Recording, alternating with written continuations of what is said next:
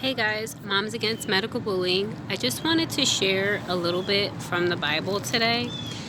I was encouraged by continuing to read in 1 Kings after Elijah slaughtered the prophets of Baal. What is it? And I was just kind of continuing to read that book. And hold on. So what I was reading was encouraging me because, when you read the Bible, you can see that it never takes much for the enemy to be defeated when God is involved. He does things like use less people, severely less people than the amount of people on the other side. Like Elijah was one. The prophets of Baal were what, like 450 and more of other prophets. So, the common theme is that, like, when the God of Israel is with you, who can be against you, right? So, I'm going to read in 1 Kings, it says, let's see here, chapter 20, verse 22. And the prophet came to the king of Israel and said to him, "Go strengthen yourself, take note and see what you should do, for in the spring of the year the king of Syria will come up against you." Then the servants of the king of Syria said to him, "Their gods are gods of the hills.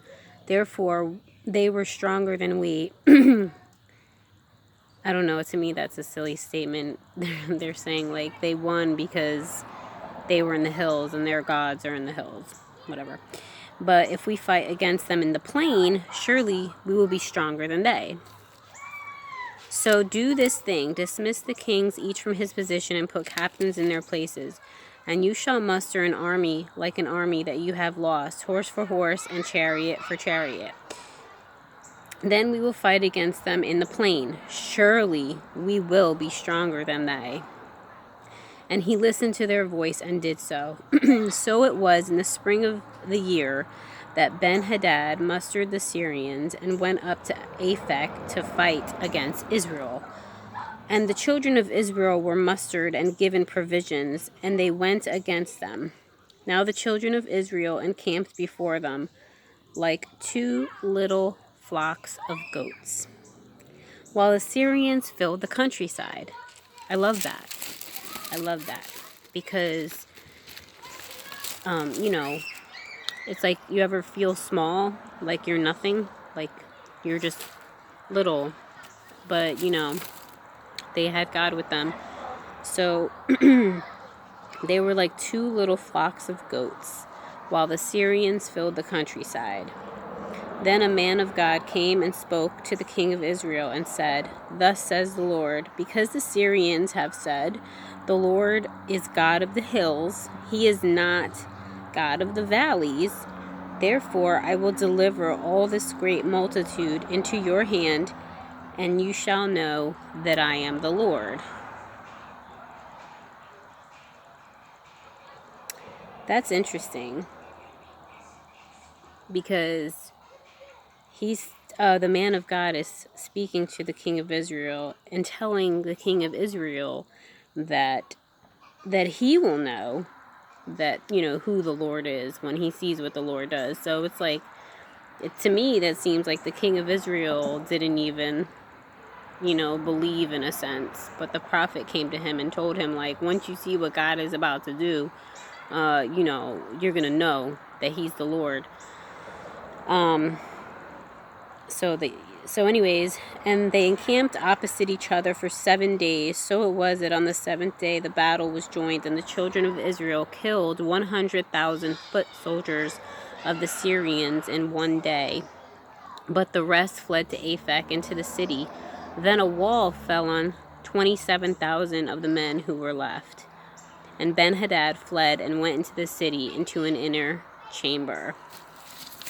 So I just think that's really interesting. And kind of encouraging in a way, because you know, in the physical realm, the enemy always seems like it's bigger and stronger. And how can we overcome? Well, through Christ. And also, I just want to mention, when after the drought, when the drought was coming to an end, Elijah told his servant, why don't you go look out and see if you see any like rain clouds? And I thought it was interesting that the Bible said that he saw a cloud the size of a hand. I don't know. I just think those little details are really interesting. What else did I want to share? Yeah. So today, like this morning, I kind of got off on the wrong foot, because I was a little bit triggered by my county schools on Facebook. No, not the county school. The 4-H program. I know probably there's probably 4-H all over the United States. 4-H programs. Well, my county has a 4-H program, and they said that they were restarting this program that my kids were in. You know, and honestly, it was kind of boring. Like, for their age group, it wasn't even that great.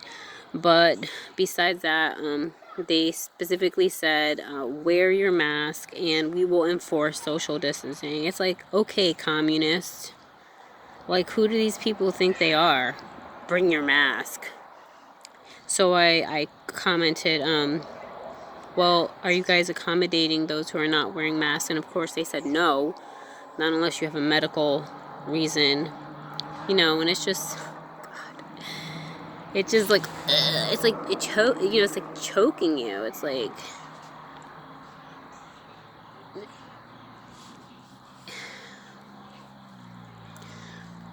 I cannot comprehend how they think what they're doing is okay. I mean, I can comprehend it, I guess. I can understand how they're doing what they're doing, but it's just like so messed up. I hate it so bad. And but you know, whatever, like, it's not a big deal if we don't go to that program anymore. It's just the principle that really makes me mad. But are we gonna miss anything? Are we gonna be lacking something because we can't go to this program? Absolutely not. Because God is our provider. He's my kids' provider. He's the one who created them for such a time as this. So he provides all of our needs in every season, point blank. But I just hate the injustice of what's going on.